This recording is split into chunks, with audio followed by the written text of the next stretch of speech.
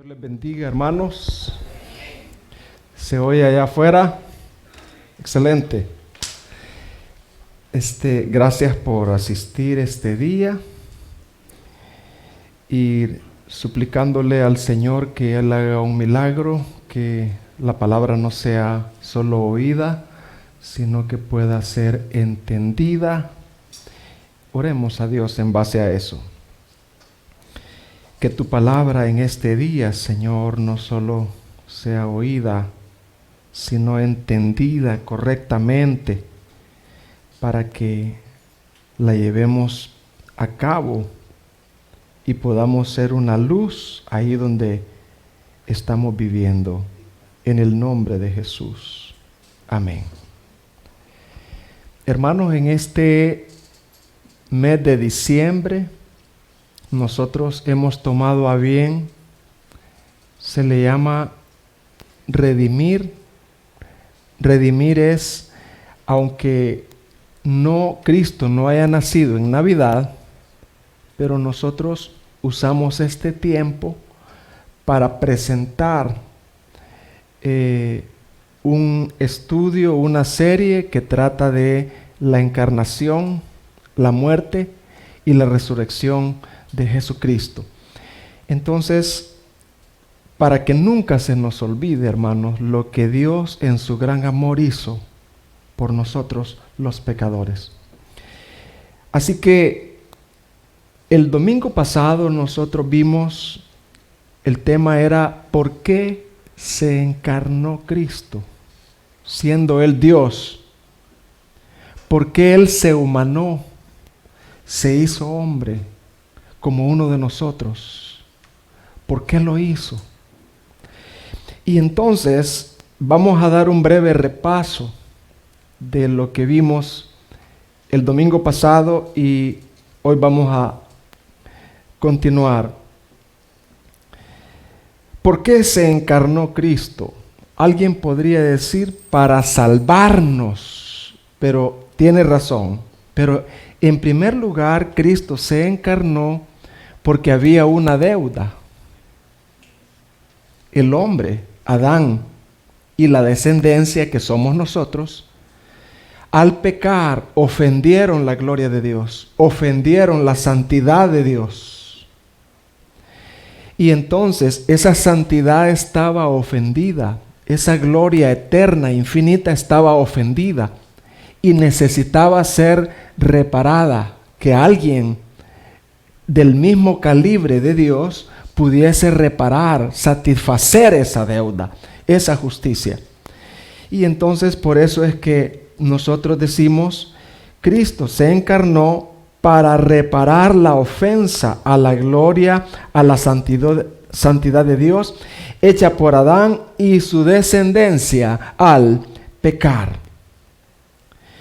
Hermanos, el pecado de Adán no fue cualquier pecado. Fue un pecado infinito contra un Dios infinito. Por lo tanto, el pecado de Adán no podía satisfacerlo un ser infinito, un ser finito, sino un ser infinito. Tenía que ser del mismo calibre de Dios. Y entonces, por eso el libro de Hebreos, capítulo 2, versículo 17, habla de la encarnación de Cristo. Dice Hebreos 2:17.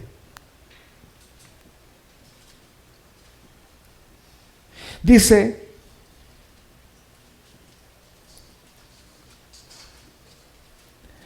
por lo cual, hablando de Cristo, el que iba a reparar la deuda, por lo cual debía de ser en todo, hermanos, excepto en que era un pecador. Por lo cual debía de ser en todo semejante a sus hermanos, para venir a ser misericordioso y fiel sumo sacerdote en lo que a Dios se refiere, para expiar los pecados, para quitar los pecados ¿de quién, hermano? Del pueblo. ¿quién más puede consolar a un huérfano, hermanos? Les hago una pregunta. ¿Quién tiene la credibilidad de consolar a un huérfano, hermano? Alguien que haya sido huérfano. ¿Quién puede consolar de verdad a una viuda? ¿Cree que la puedo consolar yo? Sí la puedo consolar, pero ¿quién la puede consolar? ¿Que puede consolar a una viuda, hermano? Una viuda. Entonces, por eso Cristo se hizo semejante en todo a los seres humanos. Él padeció todo, todito lo que Mario Nelson está padeciendo o ha padecido, o alguna batalla que él tenga, alguna mujer acá. Él padeció todo eso. Y en todo él fue hallado justo y victorioso. Por eso él puede, cuando usted se acerca a él, le dice: Señor, estoy pobre, no hay qué hacer. No tengo mucha provisión este mes. Pues Cristo era así. Entonces, hermanos, siguiendo, ¿por qué más se encarnó Cristo? Para revelar a Dios, para dar a conocer cómo era verdaderamente Dios el Padre. Hermanos, dice Juan 1:18.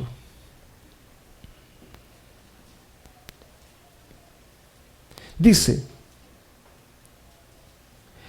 a Dios nadie le vio jamás. Nadie vio ni puede ver a Dios.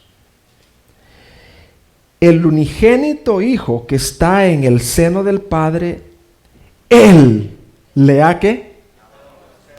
Le ha dado a conocer. Nadie puede ver a Dios.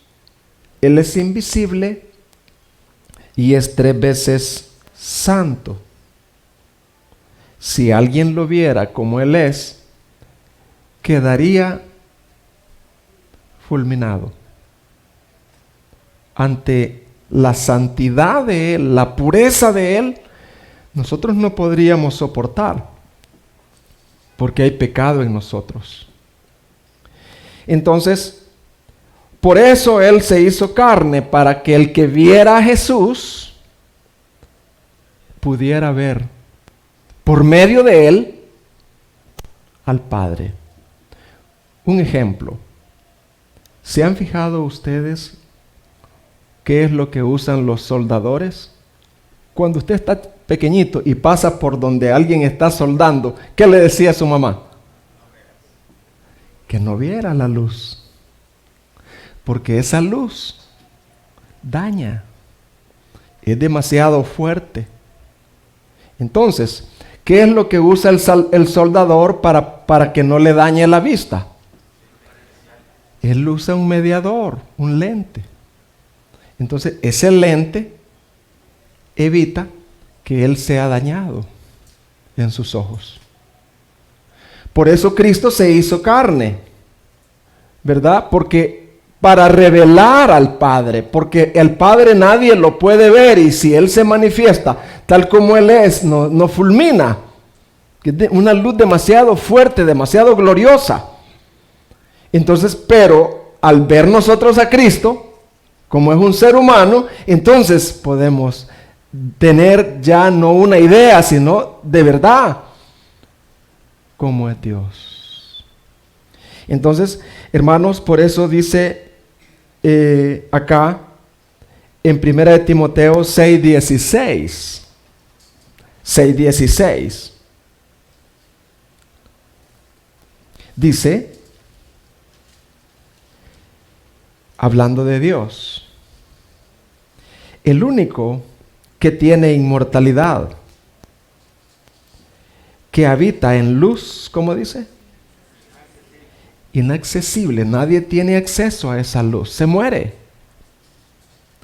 A quien ninguno de los hombres ha visto, ni puede ver, al cual sea la honra y el imperio sempiterno.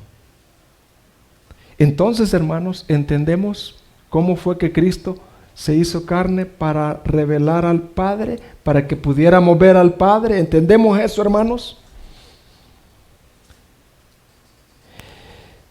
Otra razón por la cual Cristo se encarnó, se hizo un humano, fue para ser nuestro mediador. ¿Para ser qué, hermanos? Nuestro mediador. ¿Quién es un mediador? Un mediador es alguien que se pone en medio de dos partes que están en conflicto. En este caso, nosotros habíamos ofendido a Dios y nosotros no podíamos llegar a Dios. Necesitábamos un mediador. Como cuando alguien me dice, mire, hermano, ¿y por qué no le dice usted al hermano esto que yo tengo pena? Él necesita un mediador de confianza, un mediador que nos entienda a nosotros. Y Cristo, al hacerse carne, se hizo un mediador. Por eso, 1 Timoteo 2:5 dice, porque hay un solo Dios y un solo mediador entre Dios y los hombres, Jesucristo, hombre.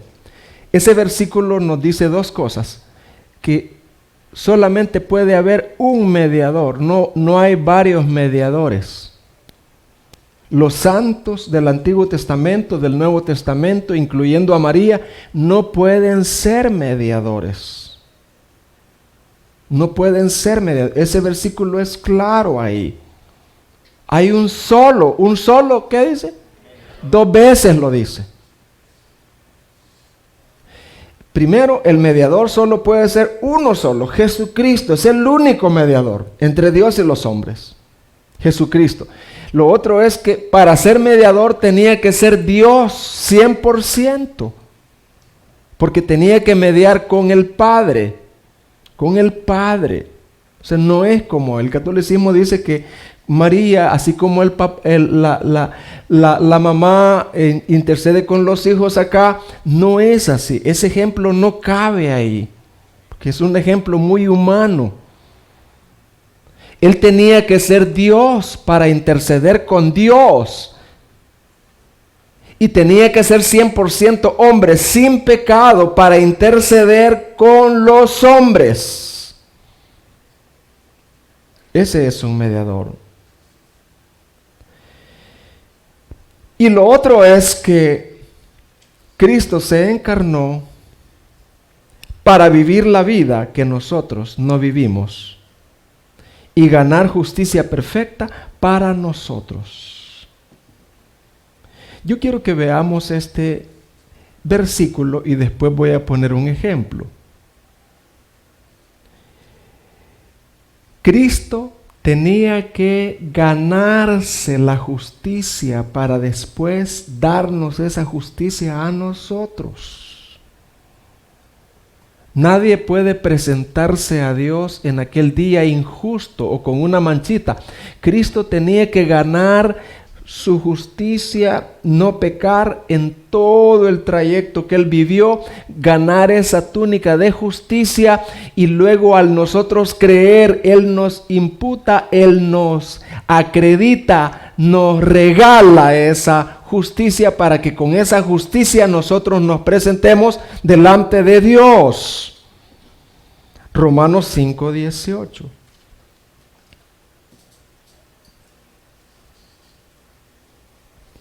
Romanos 5:18. Dice: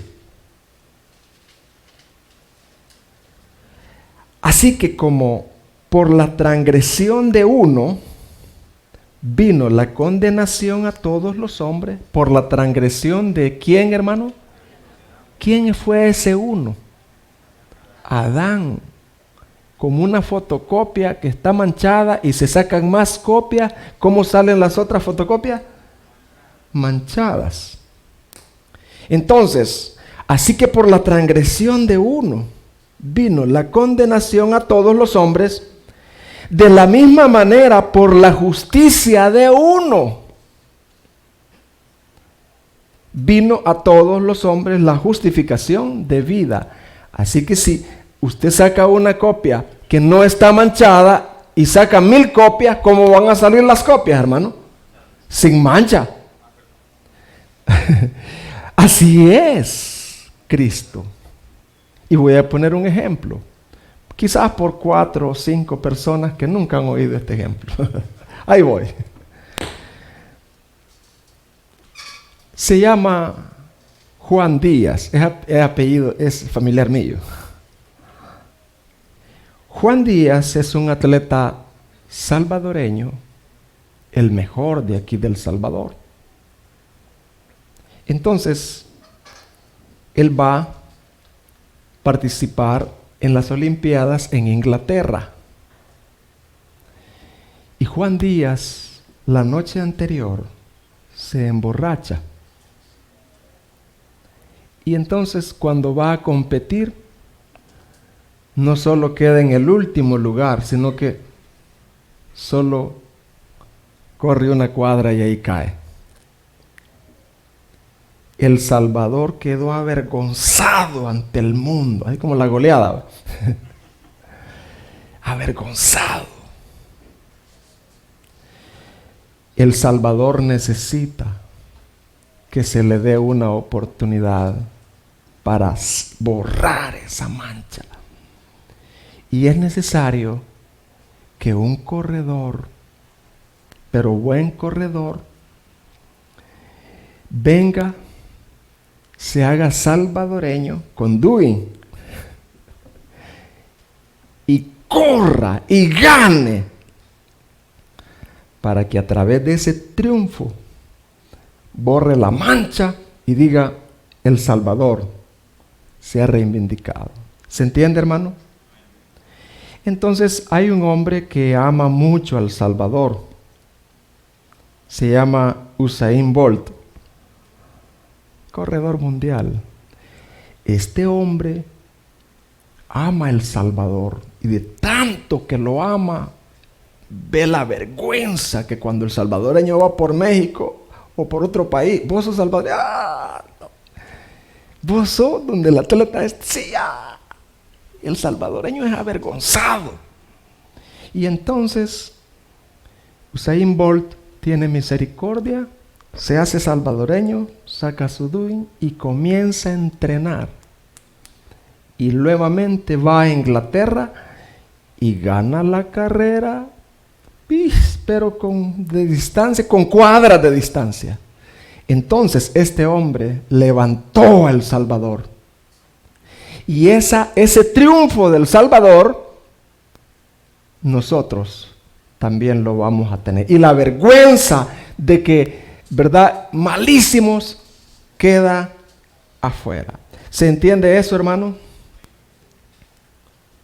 Así que como por la transgresión de uno vino la condenación a todos los hombres, de la misma manera, por la justicia de uno. ¿Por la justicia de quién, hermanos? Por la justicia de uno, todos los hombres. Vino a todos los hombres la justificación de vida. Por eso es que cuando nosotros somos de verdad cristianos, bíblicos, podemos decir: si el Señor viene hoy, si yo muero, con seguridad puedo decir que soy salvo. No es que seré salvo o haber. No, soy. Es una salvación presente. Porque dice la Biblia: porque por gracia sois salvos. Una salvación presente, ¿verdad? Porque no confiamos en nuestra justicia o en el buen comportamiento que hagamos hecho. Nunca vamos a lograr un buen comportamiento. Como dice el inconverso, dice: es que cuando yo, sea cristiano voy a cumplir. Nunca va a pasar eso. Eso nunca va a pasar. Siempre va a fallar. La verdad es que nosotros confiamos en la obediencia de alguien. Y la obediencia es perfecta. Entonces, hermanos, ¿por qué Cristo se encarnó? Ya lo vimos. ¿Quién me puede decir 3 cosas por las cuales Cristo se encarnó? ¿Qué más? Para vivir la vida que nosotros no podemos vivir. Y otra, hermano, solo acá, hermano Salvador. Para pagar la deuda infinita. Hay otra por acá, hermanos, que no sea hermano Orlando.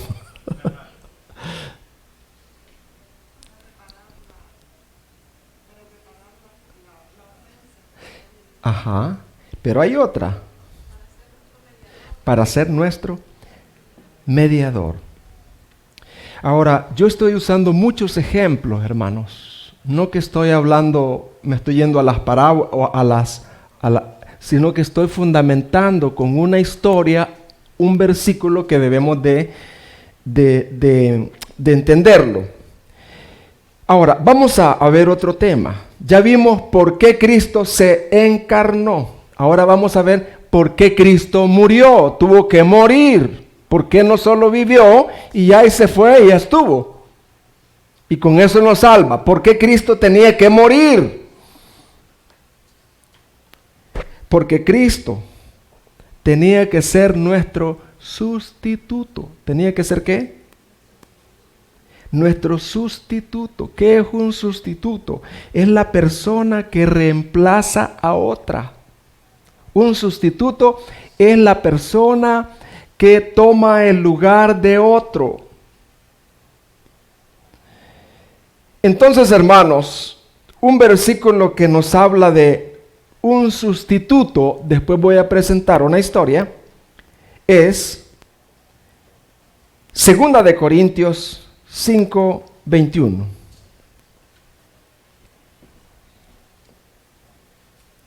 Fíjese bien. Dice, al que no cometió pecado alguno. ¿Quién fue ese que no cometió pecado alguno? Cristo. Dice, al que no cometió pecado alguno, por nosotros Dios lo trató como pecador. Fíjese. Cristo no cometió pecado alguno, pero Dios lo trató a él como a un pecador. ¿Por qué, hermanos? Porque él era nuestro sustituto.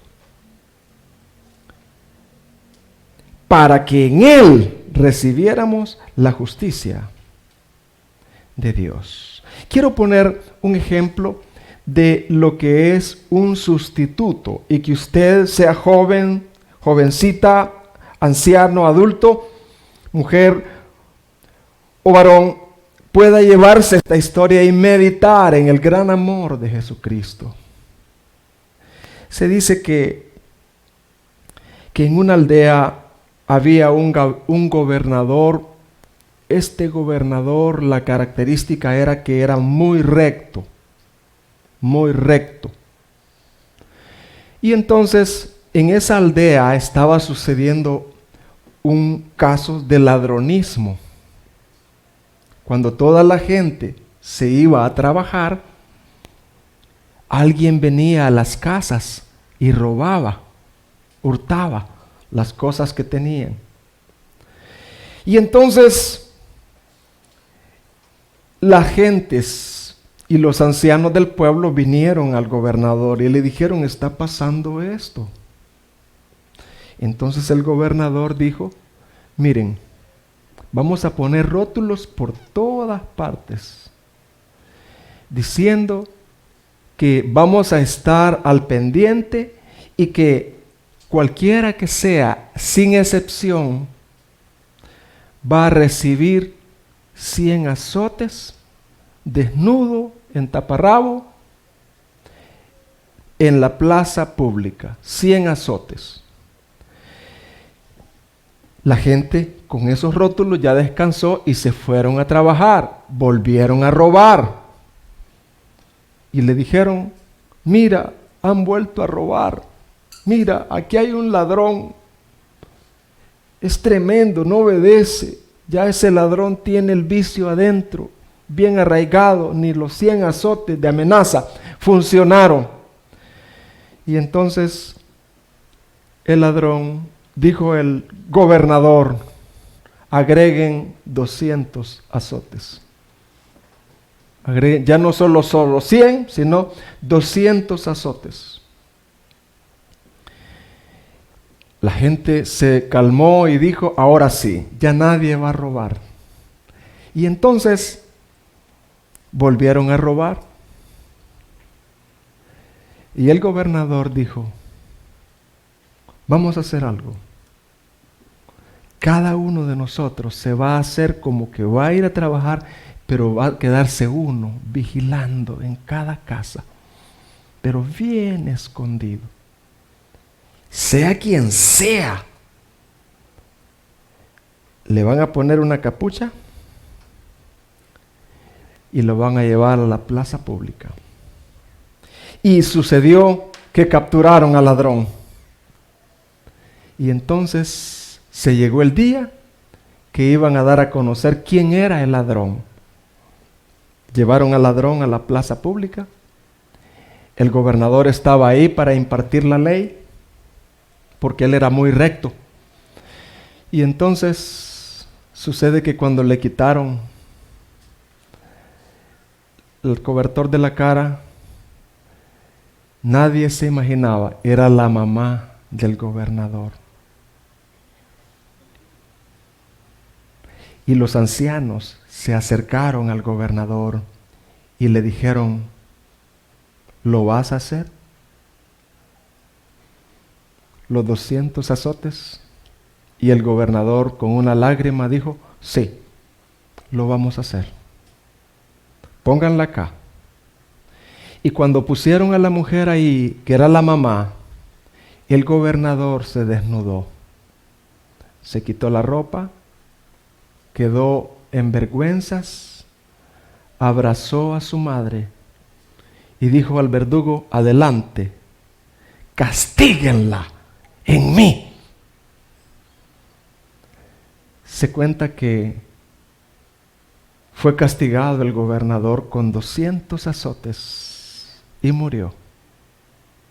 Cuando esa mujer vio lo que su hijo había hecho, cambió su corazón. Cambió aquel vicio de robar que jamás había podido dejar. El amor de su hijo la transformó. La gracia de su hijo la transformó. ¿Se entiende, hermano?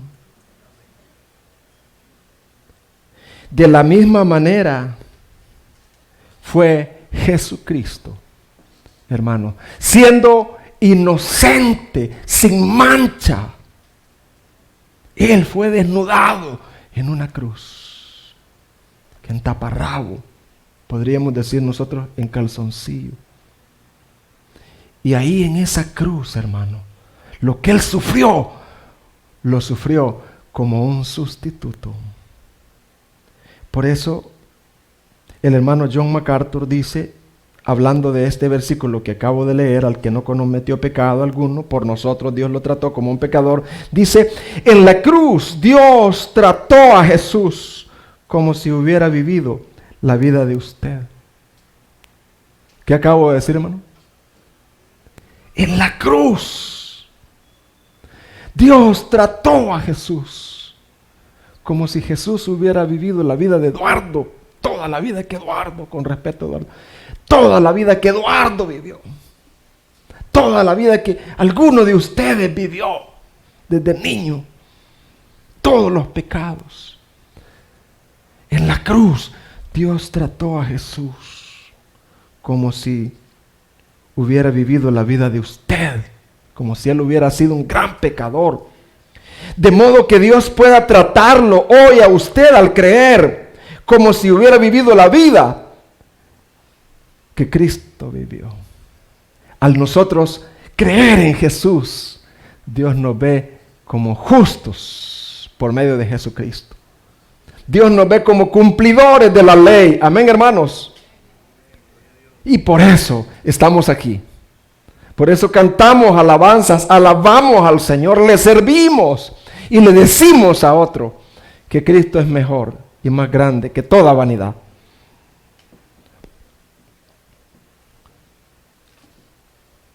Dice Isaías 53, 5. Dice, mas él herido fue, pero hay un por ahí. Mas él herido fue, hay un por ahí. Y eso debe de llenarnos de gozo, hermano. Mas él herido fue por nuestras rebeliones. Molido, y aparece el por ahí otra vez. Por, ese por debe de llenarnos de gozo, hermano. Amén, hermanos. Molido por nuestros pecados. El castigo de nuestra paz, o sea, para comprar la paz que nosotros necesitábamos. La paz entre Dios y el hombre. El castigo de nuestra paz fue sobre él, y por su llaga, fuimos nosotros curados. Todas las rebeliones de los que seríamos salvos desde Adán, desde Adán hasta la consumación, fueron acreditadas, cargadas sobre él. Con su muerte y sacrificio, propició la paz entre Dios y nosotros. Como que nosotros estuviéramos endeudados con una tarjeta de crédito, $1,000,000. Y entonces ya estamos para perecer. Cuando Cristo va al banco y le dice, acredítenme a mí esa deuda y dejen libre de deuda a Julana de tal, y no solo déjenla libre de deuda, acredítenle a ella o a él $1,000,000 para que sea rico y yo voy a quedar pobre.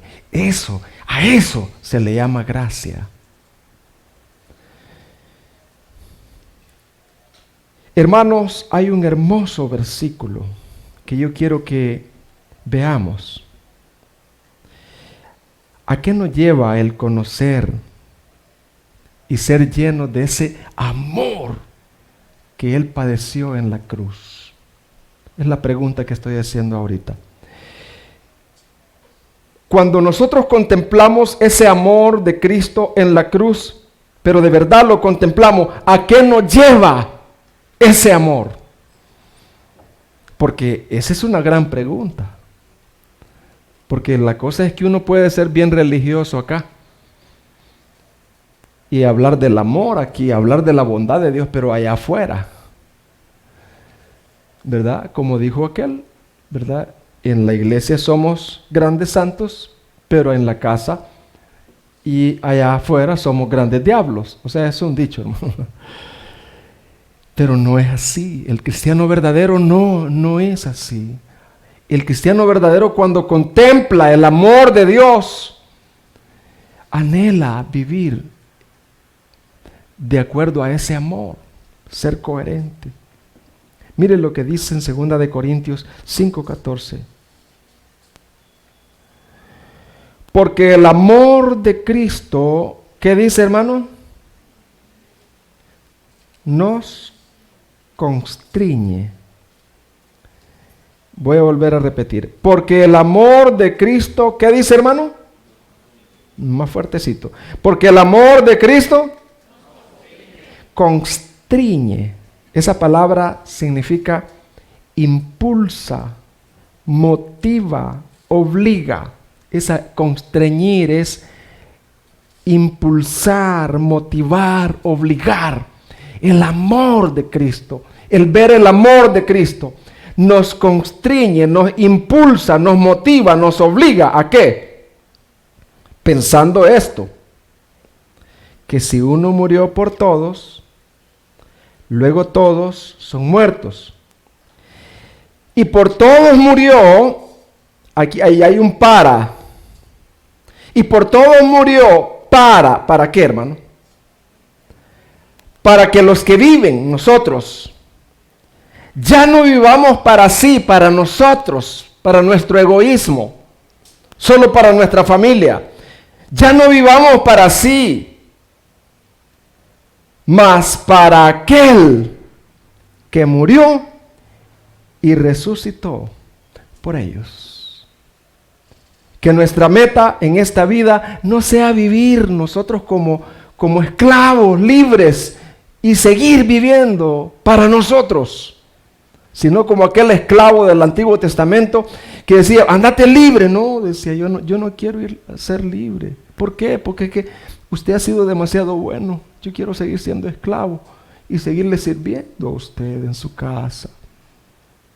Entonces, ese es el propósito de la muerte de Cristo, uno de los propósitos, para que los que vivimos ya no vivamos para nosotros mismos, sino para servir al Señor y servir a otros. Te pregunto, ¿estás sirviendo a otros? ¿O te estás sirviendo de otros? Vienes a la iglesia, calientas la sillita, te vas. Vienes otra vez, te vas, ¿verdad? ¿Será que ese será el cristianismo que Dios quiere que vivamos para nosotros mismos? Yo veo al perdido, veo al necesidades de servir a Dios, tengo dones, tengo talento, pero yo los uso para mi casita, para aumentar más la cuentecita bancaria, para tener más seguridad. La cosa está difícil, ¿no? No, hermanos. El que ve a Cristo, como Él se dio y se derramó, ya no vive para sí, sino para aquel que murió. Amén, hermanos. Hermanos, que el Señor nos llene de ese amor de Cristo. Que el Señor, ¿qué, hermano? Que el Señor llene a estas jovencitas, a estos jovencitos, del amor a Cristo, para que no se lo estén peinándose, ¿verdad? Viéndose en el espejo, chateando, lo normal de una joven mundana. Eso es lo normal, hermanos. Sino que usen todo lo que Dios le dé, y no es que no van a divertirse sanamente, no es que no se van a arreglar, no estoy hablando de eso. Pero estoy hablando de vivir para el Señor, de vivir sirviendo a Dios, hermanos. De vivir para Él. Si tú estás lleno de odio, ¿a qué te puede llevar el odio, hermano? A matar y a atacar. Pero si estás lleno de amor de Cristo, ese amor puede encender bondad en tu corazón. ¿Puede encender qué, hermano? Bondad, de tal modo que no solo perdones, sino que sacrifiques tu vida por tu amigo y, si fuera posible, por tu enemigo. El estar lleno de egoísmo puede conducir a un hombre y a una mujer a aferrarse y guardar sus posesiones y recursos solo para ellos. Pero el estar lleno de amor puede inspirar a que abras tus manos y sacrificadamente des y compartas con otros.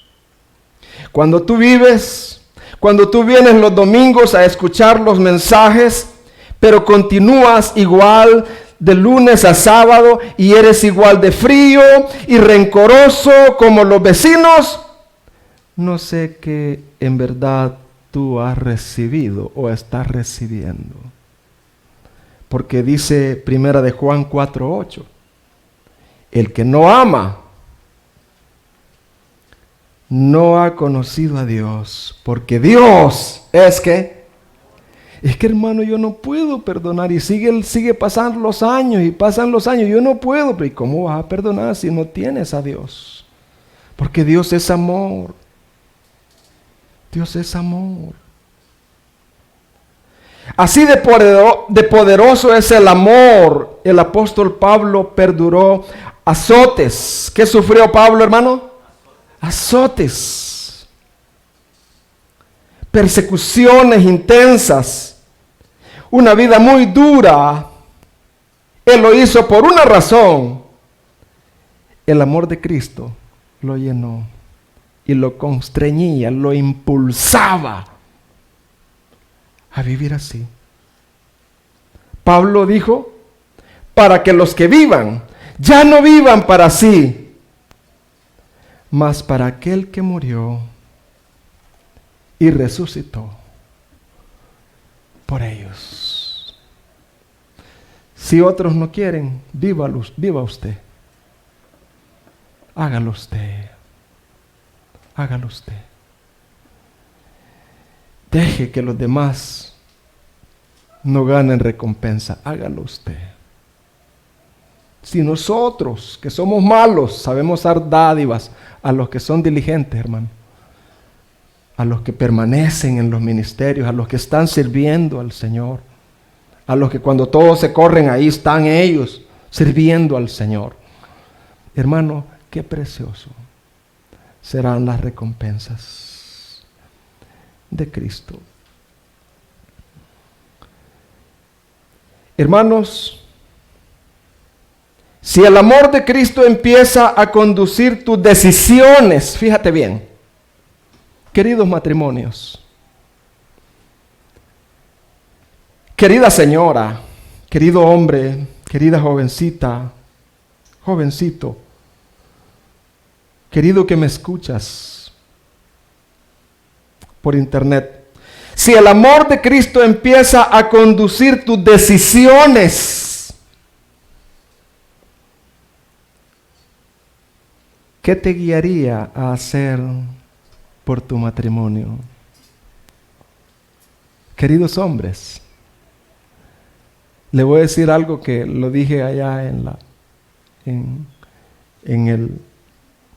el matrimonio de Alexei. Queridos hombres, incluyéndome, traten a su esposa como a una reina y será su esclava. ¿Qué les parece, esposas? ¿Será verdad eso?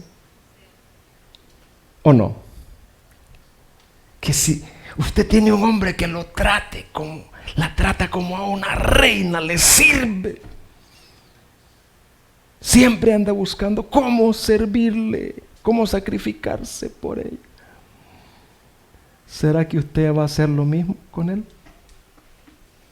Hermanas, digan si sí o no. ¿Quién no sería esclavo de un hombre que es todo amor?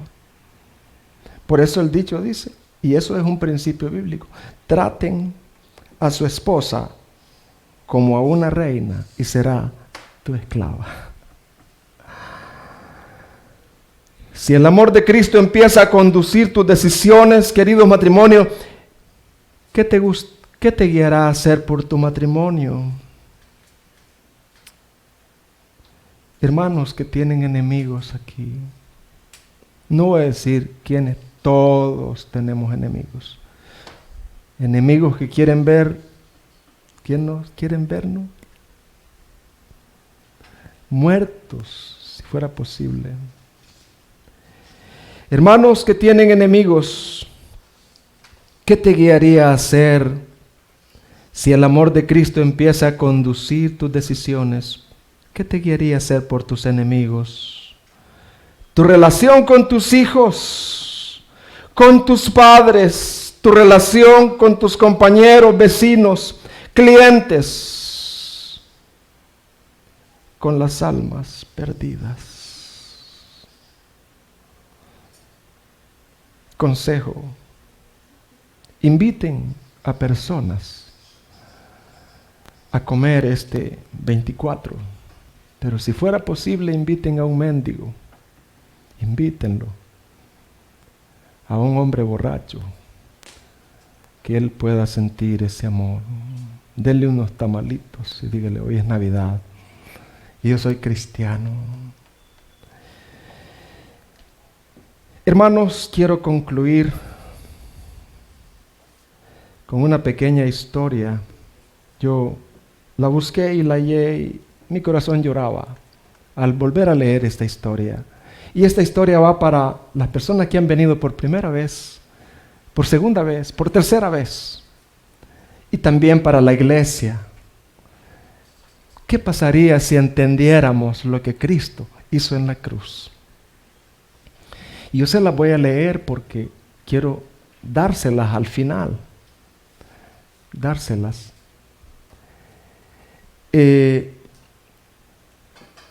Dice un hermano que él estaba estudiando en un instituto, como en una universidad cristiana, y dice, hace años, en el seminario donde estudié, fui testigo de una hermosa historia de amor. Uno de los jóvenes más feos del seminario se casó con una de las señoritas más bonitas. Ella era una de las jóvenes que habían llegado aquel año por primera vez.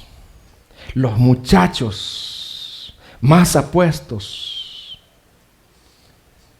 más hermosos, inteligentes y comunicativos fueron desfilando uno a uno, intentando conquistarla sin éxito. Un día un colega me buscó, era el feo, y me dijo, estoy con problemas. ¿Cuál es tu problema? Estoy enamorado. Felicidades, eso es fabuloso, le dije. Eso no es un problema. Espera un minuto, dijo. Es que me estoy refiriendo a aquella chica. Se me cortó la sonrisa y murmuré, bueno, ahí sí, eso es ciertamente un problema. Tú sabes que los muchachos más apuestos y seductores del colegio no han conseguido nada. ¿Te parece que ella te va a mirar a ti? Lo sé, dijo el muchacho triste. Lo sé muy bien. ¿Pero qué puedo hacer si la amo? Los meses fueron pasando y el amor fue creciendo en silencio dentro del corazón de aquel joven. A mitad del año escolar, de repente corrieron rumores de que ella, la joven bonita, abandonaría el colegio porque no podía pagar las mensualidades. Nuestro amigo se presentó al gerente de la universidad y se ofreció para pagar las cuentas de la joven con el dinero que él había ganado vendiendo libros. Naturalmente, eso significaba la pérdida de un año de estudio. El gerente trató de disuadirlo, pero no lo consiguió. Él dijo, es mi dinero, es mío, y yo quiero pagar las cuentas de ella. Y por favor, no quisiera que ella llegara a saber quién es el que pagó. Así que fue él que tuvo que abandonar el colegio, la universidad, aquel año, para vender más libros y continuar estudiando el año siguiente. Algunos meses más tarde me escribió una carta conmovedora. Dices que no vale la pena el sacrificio que estoy haciendo, que ella nunca me mirará. Lo que tú no sabes es que yo la amo y no puedo permitir que ella pierda un año de estudio. Yo la amo. No importa si ella nunca llegara a mirarme. Yo me siento feliz haciendo esto por ella. El año siguiente regresó a la universidad. Su amor estaba más maduro. Tenía certeza de lo que sentía. Y un día se armó de coraje y le habló. Le abrió el corazón a ella y le declaró sus sentimientos. Fue un momento muy triste Ella no solo rechazó la propuesta, sino que además lo trató mal. Alguien buscó entonces a la joven y le dijo: oye, tienes el derecho de decir no, pero podría ser más delicada con él. No necesitaba herirlo. Es verdad que es un muchacho feo, simple, casi insignificante, sin ningún atributo físico, sin facilidad de palabras, pero él te ama tanto que el año pasado perdió el año de estudio para que tú no tuvieras que abandonar el colegio. Y todo eso lo hizo sin que tú lo supieras, sin esperar nada, solamente porque te ama. La joven quedó en estado de choque. Lloró, le preguntó al gerente si era verdad, y al tener la confirmación se sintió herida y humillada. Meses después, aquel muchacho anunció a sus compañeros: estoy noviando con ella. Todo el mundo comenzó a pensar: es por lástima, es por compasión. Pero un día ella me dijo una cosa muy bonita, dice el hermano. Al principio, dice la joven, cuando descubrí lo que él había hecho por mí, me sentí perturbada, fastidiada, ofendida. Pero a medida que el tiempo pasaba, comencé a pensar con más calma y me pregunté a sí misma: ¿acaso podría encontrar en este mundo a un joven que me ame tanto, al punto de sacrificar en silencio un año de estudio, sin esperar nada, incluso sin querer que yo supiera el sacrificio que estaba haciendo? Entonces llegué a la conclusión: ¿cómo tendría el coraje de no amar a alguien que me ha amado tanto? Esa frase merece ser puesta en un marco de oro. ¿Cómo tendría el coraje de no amar a alguien que me ha amado tanto? El día en que comprendamos, hermanos, realmente lo que sucedió aquella tarde en la cruz, el Calvario, nos haremos sin duda la misma pregunta. Amados, el amor Cristo tiene el extraño poder de cautivar. El amor engendra amor. Nadie resiste el magnetismo del amor. Y una de las grandes verdades bíblicas es que Cristo nos amó de tal manera que lo mismo que podemos hacer, amarlo también. Pero ¿por qué el ser humano, por qué hay muchas personas no consiguen amar a Dios? ¿Sabes lo que sucede? A veces es porque, como esta joven bonita, no entendemos lo que hizo por nosotros. Constantemente decimos que Él murió por nosotros en la cruz para salvarnos, pero me temo que no entendemos plenamente lo que eso significa. Hemos oído tantas veces esa frase desde niños que es posible que nos hayamos familiarizado tanto con ellas al punto de perder su verdadero significado. Y yo copiaba algo acá: Señor, visita mi pobre entendimiento, encallecido, para poder entender plenamente el significado de lo que tú hiciste en la cruz y poder con todo el corazón decir: tendría el coraje de no amar a alguien que nos amó tanto. Hermanos, ¿qué vamos a hacer con este mensaje? Yo voy a venir a la iglesia y ya voy a dejar de venir. No. ¿No crees que tú, que vienes por primera vez, segunda vez, es de decir: hermano, ¿qué puedo hacer yo para ser miembro de esta iglesia? ¿Qué puedo yo hacer para seguir? ¿Se paga aquí por seguir viniendo a escuchar otro mensaje y conocer a Cristo? No, no se paga. Los hermanos que no están sirviendo y tienen algún don, que ya son miembros, ¿y qué puedo hacer por Jesús? No es que, y hay que apoyar al hermano, hay que apoyar. No, hermano, eso es carne. Usted no me apoya a mí. Usted está sirviendo al Rey de Reyes y Señor de Señores.